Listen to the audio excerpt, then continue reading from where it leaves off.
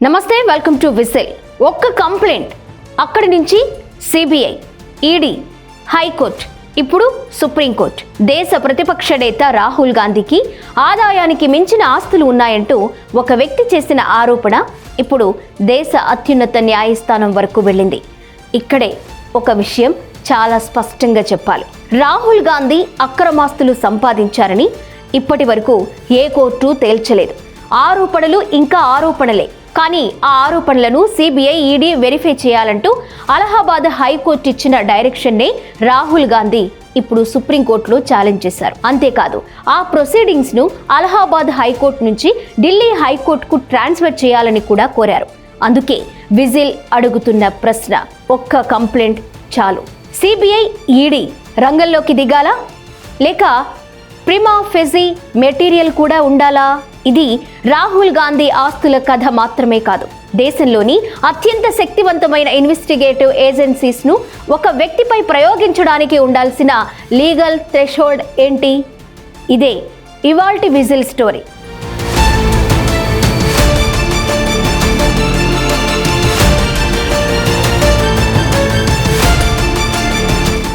ఈ వ్యవహారంలో complainant yes Vignesh సిసేర్. ఆయనను రిపోర్ట్స్ కర్ణాటకకు చెందిన బీజేపీ వర్కర్గా పేర్కొంటున్నాయి. Rahul Gandhi known sources of ఇన్కమ్తో పోలిస్తే డిస్ప్రపోర్షనేట్ అసెట్స్ కలిగి ఉన్నాయంటూ ఆయన ఎలిగేషన్స్ చేశారు. అయితే కంప్లైనెంట్ బీజేపీ వ్యక్తి కావడం వల్ల ఎలిగేషన్ అబద్ధం అయిపోదు. అలాగే రాహుల్ గాంధీ అపోజిషన్ లీడర్ కావడం వల్ల ఇన్వెస్టిగేషన్ నుంచి ఇమ్యూనిటీ కూడా రాదు. విజిల్కు రెండూ ముఖ్యం కాదు. ఎవిడెన్స్ ఏం చెబుతోంది అదే ముఖ్యం. హైకోర్టు ఏం చెప్తోంది?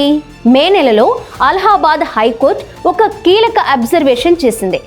పిటిషనర్ కంప్లైంట్ ఏజెన్సీకు అందించినట్లయితే అందులోని అలిగేషన్స్ను యాజ్ పర్ లా వెరిఫై చేయాలని సిబిఐ, ఈడీలకు కోర్టు చెప్పింది. మెటీరియల్ బయటపడితే చట్టం అనుమతించే అప్రోప్రియేట్ స్టెప్స్ తీసుకోవచ్చని పేర్కొంది. ఇక్కడ వెరిఫై చేయండి అనే మాటను గిల్టీ అని మార్చకూడదు. వెరిఫికేషన్ ఒకటి, ఇన్వెస్టిగేషన్ మరొకటి, ప్రాసిక్యూషన్ మరొకటి, కన్విక్షన్ పూర్తిగా మరొకటి. కథ ఇక్కడితో ఆగలేదు. తర్వాత సిబిఐ హైకోర్టుకు అఫిడవిట్ సమర్పించింది. కానీ హైకోర్టు సంతృప్తి చెందలేదు. కంప్లైనెంట్ వెరిఫికేషన్లో ఎంత ప్రోగ్రెస్ జరిగిందో అఫిడవిట్ నుంచి స్పష్టంగా తెలియడం లేదని కోర్టు అభిప్రాయపడింది. దాంతో జూలై 20న సిబిఐ సీనియర్ ఆఫీసర్ నుంచి ఫ్రెష్ అఫిడవిట్ కోరింది. అంటే ఇప్పుడు ప్రశ్న, రాహుల్ గాంధీపై కంప్లైంట్ ఉందా అన్న దగ్గర ఆగలేదు. ఆ కంప్లైంట్పై సిబిఐ ఏం చేసింది అని హైకోర్టు ఏజెన్సీనే ప్రశ్నించే స్థాయికి వెళ్ళింది. ఇక్కడే ఈ కేసుకి ఇన్స్టిట్యూషనల్ సిగ్నిఫికెన్స్ వచ్చింది. ఈడీ విషయంలో కూడా హైకోర్టు ఒక విషయం స్పష్టం చేసింది. వెరిఫికేషన్ సమయంలో relevant information, supporting material, documents ఏదైనా ఇల్లీగాలిటీని సూచించే ఎవిడెన్స్ కనిపిస్తే లా ప్రకారం ఈడీ ముందుకు వెళ్ళొచ్చు. దీని అర్థం రాహుల్ గాంధీ మనీ లాండరింగ్ చేశారు అని కోర్టు చెప్పిందని కాదు. అలాంటి కన్క్లూజన్ ఇప్పుడే తీసుకోవడం తప్పు. ఇప్పుడు సుప్రీంకోర్టు ఎందుకు? రాహుల్ గాంధీ హైకోర్టు డైరెక్షన్ను ఛాలెంజ్ చేశారు. ఆయన మరో ముఖ్యమైన రిలీఫ్ కూడా కోరుతున్నారు. ప్రొసీడింగ్స్ను అలహాబాద్ హైకోర్టు నుంచి ఢిల్లీ హైకోర్టుకు ట్రాన్స్ఫర్ చేయాలని. ఇప్పుడు సుప్రీంకోర్టు ముందు అసలు ప్రశ్న, రాహుల్ గాంధీకి అక్రమాస్తులు ఉన్నాయా అనేది మాత్రమే కాదు, అంతకంటే ముందు ఒక ఫండమెంటల్ క్వశ్చన్ ఉంది. ఇలాంటి ఎలిగేషన్స్పై సిబిఐ, ఈడీ వెరిఫికేషన్కు కోర్టు డైరెక్షన్ ఇవ్వడానికి ఎంత మెటీరియల్ అవసరం? ఒక కంప్లైంట్ సరిపోతుందా? ఇక్కడ రాహుల్ గాంధీ పేరు పక్కన పెట్టండి. ఆ స్థానంలో ఒక బీజేపీ నాయకుడిని పెట్టండి, కాంగ్రెస్ నాయకుడిని పెట్టండి, చీఫ్ మినిస్టర్ని పెట్టండి, సెంట్రల్ మినిస్టర్ని పెట్టండి, లేదా ఒక సాధారణ పౌరుణ్ణి పెట్టండి. ఎవరిపైనైనా ఒక వ్యక్తి ఆదాయానికి మించిన ఆస్తులున్నాయి అని కంప్లైంట్ చేస్తే సిబిఐ వెంటనే వెరిఫై చేయాలా? ఈడీ రంగంలోకి దిగాలా? లేక ముందు ప్రాపర్టీ డాక్యుమెంట్స్ ఉన్నాయా, బ్యాంక్ ట్రాన్సాక్షన్స్ ఉన్నాయా, డిక్లేర్డ్ ఇన్కమ్ ఎంత, ఎలిగెడ్ అసెట్స్ ఎంత, నాన్ సోర్సెస్ ఆఫ్ ఇన్కమ్తో మిస్ మ్యాచ్ ఎంత అనే ప్రిమా ఫెజీ మెటీరియల్ ఉండాలా? డిఏ అంటే పొలిటికల్ స్పీచ్ కాదు, డిస్ప్రపోర్షనేట్ అసెట్స్ అలిగేషన్ను నిరూపించడం ఒక mathematical, financial exercise. Non lawful income ఎంత, అసెట్స్ ఎంత, ఎక్స్పెండిచర్ ఎంత, లయబిలిటీ ఎంత, రిలవెంట్ పీరియడ్లో వెల్త్ ఎంత పెరిగింది? ఆ ఇంక్రీజ్ను లాఫుల్ ఇన్కమ్తో ఎక్స్ప్లెయిన్ చేయగలరా?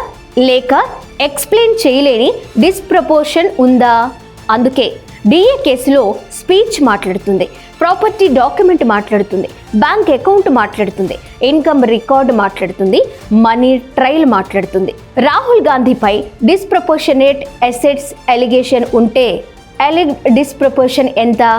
ఏ అసెట్స్ గురించి కంప్లైంట్, ఎప్పుడు ఎక్వైర్ చేశారు, డిక్లేర్డ్ ఇన్కమ్ ఎంత, ఎలిగ్డ్ అన్ఎక్స్ప్లెయిన్డ్ అమౌంట్ ఎంత, సపోర్టింగ్ ఫినాన్షియల్ డాక్యుమెంట్స్ ఏంటి? నంబర్స్ బయట పెట్టండి. అప్పుడు దేశం కూడా ఎవిడెన్స్ను అర్థం చేసుకుంటుంది. కేవలం రాహుల్పై సిబిఐ, ఈడీ అనే హెడ్లైన్తోనే ఒక వ్యక్తిని గిల్టీగా ప్రొజెక్ట్ చేయడం జర్నలిజం కాదు. అదే సమయంలో క్రెడిబుల్ డాక్యుమెంట్స్ నిజంగా ఉంటే నేను అపోజిషన్ లీడర్ను అని చెప్పి ఇన్వెస్టిగేషన్ను తప్పించుకోవడము రూల్ ఆఫ్ లా కాదు. హైకోర్టు పవర్కి లిమిట్ ఉందా? హైకోర్ట్స్కు కాన్స్టిట్యూషనల్ పవర్స్ ఉన్నాయి. ఎక్సెప్షనల్ సిచ్యువేషన్స్లో ఇన్వెస్టిగేటివ్ ఏజెన్సీకి డైరెక్షన్స్ ఇవ్వగలదు.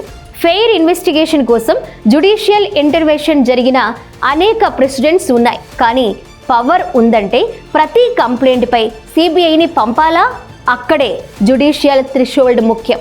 లేకపోతే రేపు ఒక పొలిటికల్ యాక్టివిస్ట్ ఒక పొలిటికల్ అపోనెంట్పై కంప్లైంట్ ఇస్తాడు. మరుసటి రోజు CBI, ED, headlines, TV debate, social media trial. Investigation మొదలయ్యే ముందే పనిష్మెంట్ మొదలవుతుంది. అందుకే సేఫ్ గార్డ్స్ అవసరం. ఇప్పుడు మరో ఎక్స్ట్రీమ్ చూద్దాం.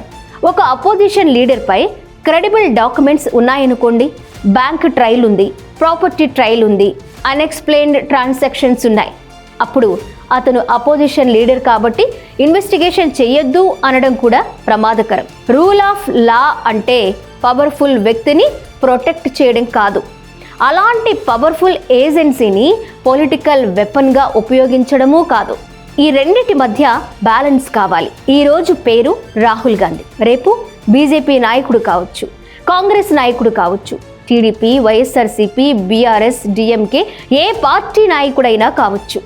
పార్టీ మారితే లా మారకూడదు. అపోజిషన్లో ఉన్నప్పుడు ఒక స్టాండర్డ్, అధికారంలో ఉన్నప్పుడు మరో స్టాండర్డ్. అలా ఇన్వెస్టిగేటివ్ సిస్టమ్ నడిస్తే సిబిఐ, ఈడీపై పబ్లిక్ ట్రస్ట్ దెబ్బతింటుంది. అందుకే same evidence threshold, same investigative standards, same judicial scrutiny. Rahul Gandhi guilty అని విజిల్ చెప్పడం లేదు, ఇన్నోసెంట్ అని సర్టిఫికేట్ కూడా ఇవ్వడం లేదు. రెండు కోర్టు పని. విజిల్ అడుగుతున్నది కంప్లైంట్ వెనుక డాక్యుమెంట్స్ ఏంటి, ఎలిగ్డ్ అసెట్స్ ఏంటి, డిస్ప్రపోర్షన్ ఎంత, సిబిఐ ఇప్పటి వరకు వెరిఫై చేసింది ఏంటి, ఈడీ దగ్గర ప్రెడికేట్ ఎఫెన్స్కు సంబంధించిన మెటీరియల్ ఉందా, డాక్యుమెంట్స్ బయటకు రావాలి. అప్పుడే పొలిటికల్ నాయిస్ తగ్గుతుంది, ఫ్యాక్ట్స్ మాట్లాడతాయి. ఒక కంప్లైంట్ అక్కడి నుంచి సిబిఐ, ఈడీ, హైకోర్టు, ఇప్పుడు సుప్రీంకోర్టు. కానీ విజిల్ ప్రశ్న చాలా సింపుల్. ఒక్క కంప్లైంట్ చాలు, లేక కంప్లైంట్కు డాక్యుమెంట్ కావాలా, డాక్యుమెంట్కు ప్రిమా ఫేజీ కేస్ కావాలా, ఆ తరువాతే సిబిఐ, ఈడీ పవర్ ప్రయోగించాలా? ఎవిడెన్స్ ఉంటే రాహుల్ గాంధీ అయినా ఇన్వెస్టిగేషన్ చేయండి. ఎవిడెన్స్ లేకపోతే ఎవరిపైనైనా ఏజెన్సీ పవర్ను పనిష్మెంట్గా మార్చకండి. ఎందుకంటే ప్రజాస్వామ్యంలో పొలిటికల్ ప్రొటెక్షన్ ఎంత ప్రమాదమో పొలిటికల్ ప్రాసిక్యూషన్ కూడా అంతే ప్రమాదం. వ్యక్తిని బట్టి చట్టం మారకూడదు, పార్టీని బట్టి ఇన్వెస్టిగేషన్ మారకూడదు. ఎవిడెన్స్ ఉంటే ఇన్వెస్టిగేషన్, ఎవిడెన్స్ ఉంటే ప్రాసిక్యూషన్, గిల్ట్ ఉంటే కోర్టు తీర్పు, అంతే. రాహుల్ గాంధీ కేసులో విజిల్ వెతుకుతున్నది ఒక రాజకీయ నాయకుడి ఆస్తులను మాత్రమే కాదు, సిబిఐ, ఈడీ పవర్కు ఉండాల్సిన లీగల్ లిమిట్స్ మరియు అకౌంటబిలిటీని. ఇదే విజిల్ ప్రశ్న.